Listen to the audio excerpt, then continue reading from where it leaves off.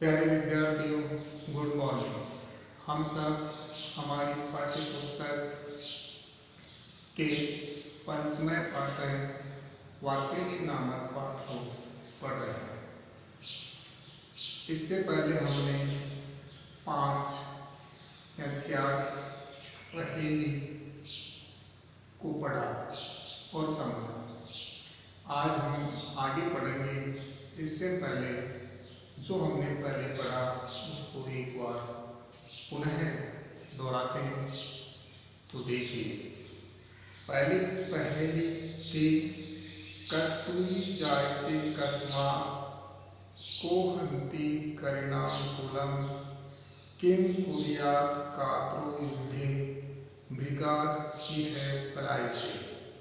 कस्तूरी जायते कस्मा को हंति करिणाकुलम किम कुर्यात् कात्रो युद्धे मृगात् सिंह पलायते। अर्थात प्रस्तुत पहले के 3 चरणों में 3 प्रश्न है जिनका उत्तर चतुर्थ चरण में दिया गया।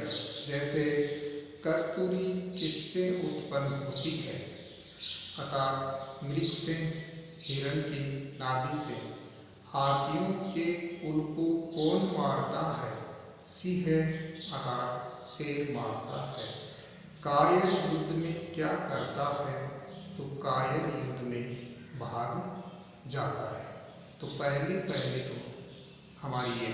दूसरी, भोजन अन्ते च किम पेयम जयन्ते कस्य विसुते कथम विष्णु पदम प्रोक्तम तक्रम शक्रस्य दुर्लभम।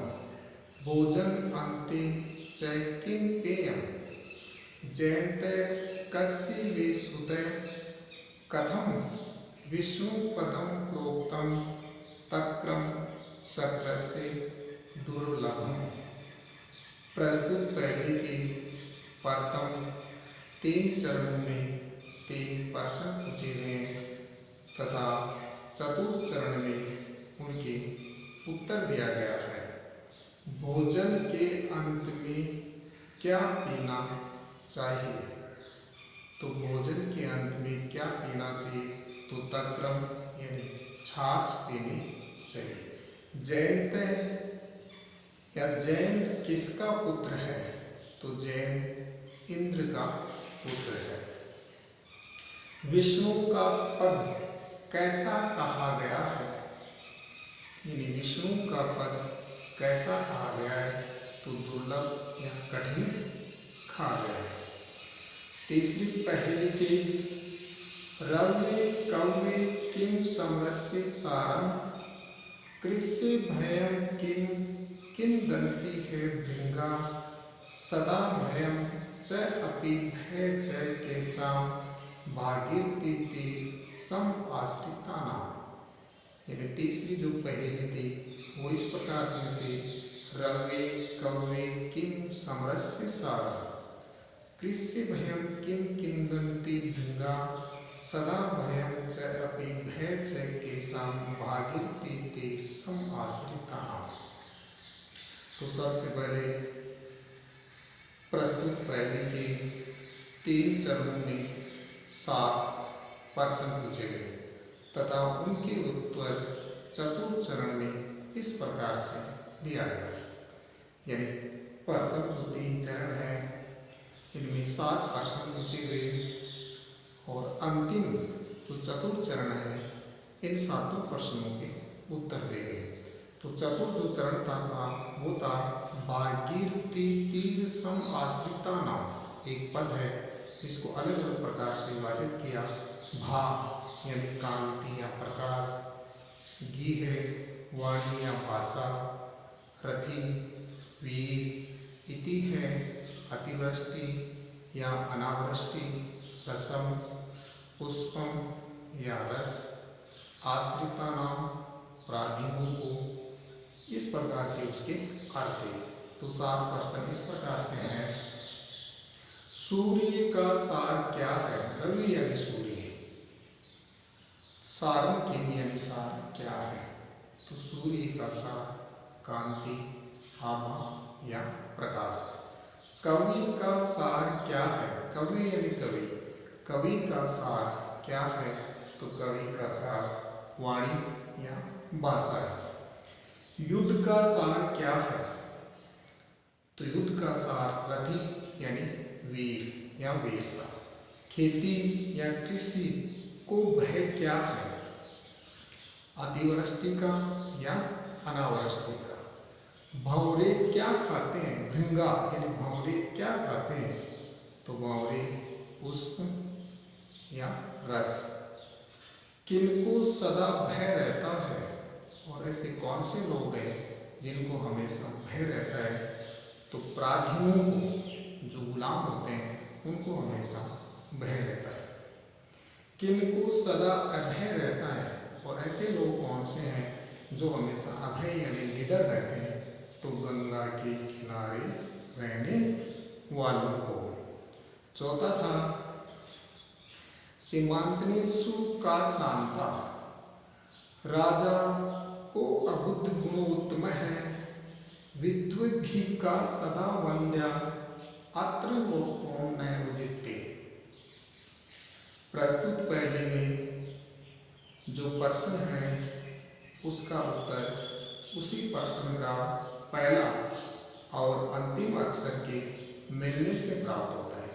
यानी इस पहले में जो प्रश्न पूछे गए हैं उनका उत्तर भी उसी प्रश्न का पहला और अंतिम अक्षर को जब मिलाया जाता है तो उनका उत्तर प्राप्त हो जाता है। जैसे सीमांतनेषु का शांता, स्त्रियों में शांता कौन है? अर्थात स्त्रियों में शांत स्वभाव की कौन है? तो सी पहला अक्षर है और ता अंतिम अक्षर है, दोनों को मिलाया तो बना सीता। तो इसका उत्तर भी सीता है। स्त्रियों में शांता या शांत स्वभाव की कौन है? तो सीता। दूसरा था गुणवानों में श्रेष्ठ राजा कौन है? गुणोत्तम राजा कै अभूत। गुणोत्तम राजा कै अभूत। गुणवानों में श्रेष्ठ राजा कौन है? तो पहला अक्षर रा है और अंतिम अक्षर मैं है, जब दोनों को मिलाया तो बना राम। तो गुणवानों में श्रेष्ठ राजा राम को कहा गया है। विद्वानों द्वारा सदा वंदनीय कौन है? तो विद्वद्भी का सदा वंद्या। तो पहला अक्षर भी और दूसरा दया। तो विद्वानों द्वारा सदा वंदनीय कौन है? तो विद्या। आज हम जो पढ़ेंगे वो इस प्रकार से है। पांचवी जो पहेली है व्याकरण पढ़ना वो इस प्रकार से है। पानीयं पातुम इच्छामि, तवतः कमल लोचने, यदि दास्यसि न इच्छामि, न दास्यसि पिबामि अहम्। पानीयं पातुम इच्छामि, तवतः कमल लोचने, यदि दास्यसि न इच्छामि, न प्लस इच्छामि गोसन्नि, न दास्यसि दासी प्लस असि यणसन्नि, पिबामि प्लस अहम् यणसन्नि। पानीयं पातुम इच्छामि तवतः कमल लोचने, यदि दास्यसि न इच्छामि, न दास्यसि पिबामि अहम्। तो इसकी कुछ कठिन शब्द आते। कमल लोचने, हे कमल के समान नेत्रों वाली, तवतः तुम्हारे हाथ से, पानीयम जल या पानी, दास्यसि तुम दोगी या तुम दासी हो। इसके दो अर्थ, तुम दोगी या तुम दासी। तो इसका हिंदी अर्थ हो गया कि हे कमल के समान नेत्र वाली, तुम्हारे हाथ से पानी पीना चाहता हूँ। हे कमल के समान नेत्रों वाली, मैं तुम्हारे हाथों से पानी पीना चाहता हूँ। यदि तुम दासी हो, और दासी से का अर्थ यहाँ दासी से, यदि तुम दासी हो तो नहीं पीना चाहता हूँ, और यदि तुम दासी हो तो मैं नहीं चाहता हूँ। यदि तुम दासी नहीं हो, दूसरा अर्थ है यदि तुम दासी नहीं हो तो मैं जल पीता हूँ। वाक्य सुना, हे कमल के समान नेत्र वाली, तुम्हारे हाथ से पानी पीना चाहता हूँ। हे कमल के समान नेत्र वाली, तुम्हारे हाथ से पानी पीना चाहता हूँ। यदि तुम दासी हो, यदि तुम नौकरानी हो तो मैं नहीं चाहता हूँ, यानी पानी पीना नहीं चाहता हूँ। और यदि तुम दासी नहीं हो तो मैं जल पीता हूँ। तो यहाँ दासिस पद में चमत्कार है, पूर्ण क्रियापद का अर्थ में विरोध है, किंतु संधि विच्छेद करने पर दासी प्लस असी करने पर उसका उक्त सार्थक अर्थ माना गया है। यानी दासी पद का जब संधि विच्छेद करते हैं तो दासी प्लस असी यण संधि का प्रयोग किया गया है।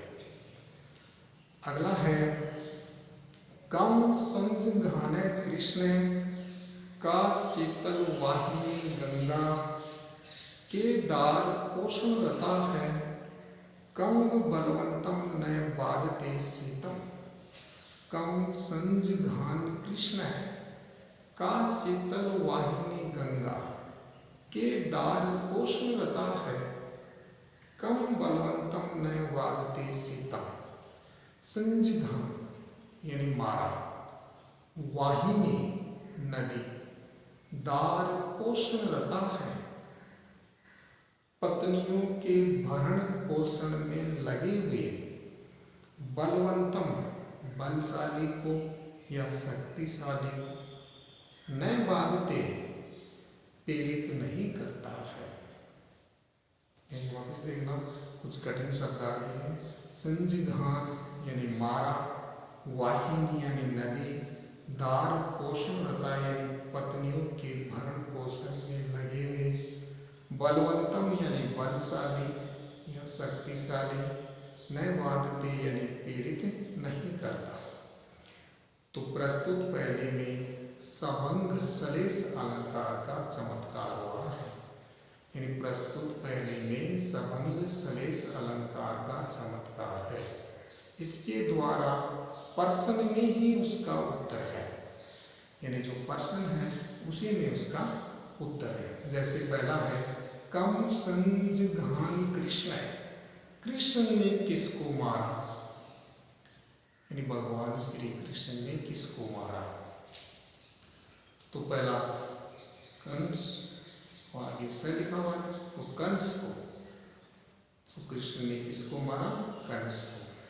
का शीतल वाहिनी गंगा, शीतल नदी गंगा कौन सी है, शीतल नदी गंगा कौन सी है, तो उत्तर मिला काशी, यानी काशी में बहने वाली नदी। तो शीतल नदी गंगा कौन सी है, तो काशी में बहने वाली नदी। के दार पोषण रता, पत्नियों के भरण पोषण में लगे हुए कौन है, पत्नियों के भरण पोषण में लगे हुए कौन है, तो केदार या किसान। कम बलवंतम में वाधते शीतम, किस बलवान को शीत पीड़ित नहीं करती, किस बलवान को शीत पीड़ित नहीं करती, तो कंबल युक्त व्यक्ति को, यानी जिसके पास में कंबल होती है ऐसे व्यक्ति को शीत यानी ठंड पीड़ित नहीं करती है। तो एक बार पुनः देखना, दोनों वापिस पढ़ रहे हैं। पानीयम पातुम इच्छा में तवतय कमल लोचने, यदि दास्यसि न इच्छा में न दास्यसि पिबामि अहम्। पानीयम पातुम इच्छा में, हे कमल के सम्मान, कमल लोचने, हे कमल के सम्मान नेत्रों वाली, तुम्हारे हाथ से पानी पीना चाहता हूँ, यानी तुम्हारे हाथों से मैं पानी पीना चाहता हूँ। यदि तुम दासी हो तो मैं नहीं चाहता हूँ, और यदि तुम दासी के रूप में हो तो मैं नहीं चाहता हूँ, और यदि तुम दासी नहीं हो तो मैं यहाँ जल पीना चाहता हूँ। तो यहाँ दासी पद में चमत्कार हुआ है। दूसरा है कम संजघाने कृष्ण का शीतल वाहिनी गंगा के दार पोषण रता है, कम बलवंतम न वागति शीतम। यानी संजघान यानी मारा, वाहिनी यानी नदी, दार पोषण रता यानी पत्नियों के भरण पोषण में लगा हुए, बलवंतम यानी बलशाली, न वागति यानी पीड़ित नहीं करता। तो प्रस्तुत पहले में सबंग सदेश अलंकार का चमत्कार है, इसके द्वारा प्रश्न में ही इसका उत्तर है। कृष्ण ने किसको मारा? तो कंस को। शीतल नदी गंगा कौन सी है? तो काशी में बहने वाली नदी। पत्नियों के भरण पोषण में लगे हुए कौन है? तो केदार या किसान है। किस बलवान को शीत पीड़ित नहीं करती? जिस व्यक्ति के पास में कंबल हो या कंबल व्यक्ति को शीत पीड़ित नहीं करती। तो ये दोनों पहले आपको याद करनी है। धन्यवाद।